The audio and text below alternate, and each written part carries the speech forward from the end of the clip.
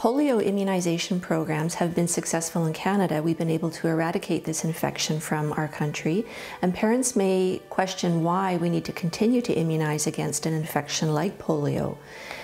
In that respect, our program may become a victim of its own success. We no longer see that infection in Canada, and so people are not conscious of the devastating effects that an infection like that can have on their children. My whole life is a challenge. I choose not to think of it as a challenge. It's just the way it is. I lived in a rural community, and there wasn't much knowledge of what polio was or what was happening, and I spent 2 days at home with a very high fever, and then my parents thought, well, we better take her to the hospital, and then I was ambulanced into Winnipeg immediately, thinking, oh, this little child has polio. I had spent 3 months in the hospital in Winnipeg, and I understand now that you weren't able to have any contact with anybody, like your parents weren't allowed to visit. You were quarantined, which I don't remember, but when I see my grandchildren at 3 years old, I think, wow, that must have really been traumatizing for me. It was very hard on my parents, financially and emotionally. Being in a small town, I have to say that it was the best environment that I could have been in. We were all very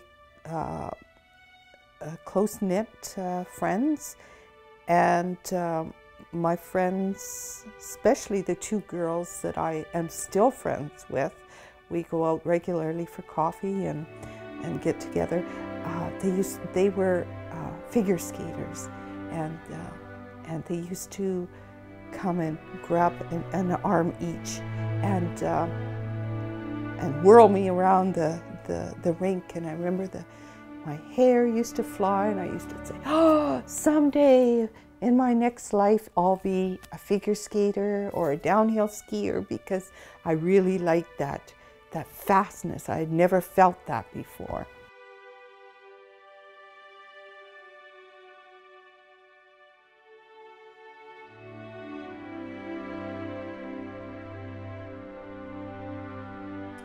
Well, we know that vaccines have saved more lives than pretty much any other public health intervention, and they're safer now than ever before.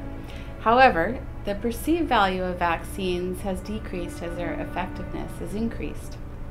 So 50 years ago, many children suffered from the effects of vaccine-preventable diseases. We had hundreds of thousands of people who were affected by these serious diseases, and tens of thousands of people have died. The names of these diseases were frightening household names, and people worried a lot about vaccine-preventable diseases. But today we're fortunate that they've all but been forgotten, and that change happened largely because of vaccines. But since these diseases are no longer common, there's less fear about the disease itself. And we hear more about rare concerns or concerns about long-term effects of the vaccine, even though in Canada, side effects of the vaccines happen very rarely. Generally, we hear about severe adverse events in about 1 in 100,000 or 1 in a million vaccines. When vaccines work, nothing happens. No one gets sick. We don't celebrate every time we get a vaccine that we're grateful that there aren't any vaccine-preventable diseases. In general, we don't think about how lucky we are to be immunized, that we don't have to worry about polio or measles. So unless there's an outbreak occurring, we really don't think too much about vaccine-preventable diseases. However, we do hear about the rare adverse events or concerns about vaccines, so it leads to the perception that vaccines do more harm than good, because we hear more about the harms than the good. So it's really important that healthcare providers address that and talk about vaccines so people get good and balanced information.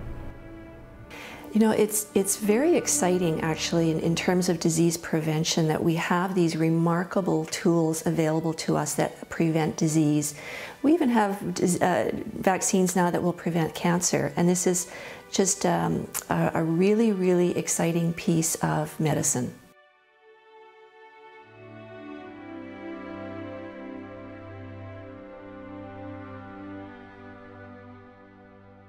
Maybe the chances of contracting polio is remote because we live in Canada. We think that we're immune to the disease since it's not here anymore, but it is, and it can be here in one airplane ride, and one person from another country where polio is prevalent could travel here carrying the virus unknowingly.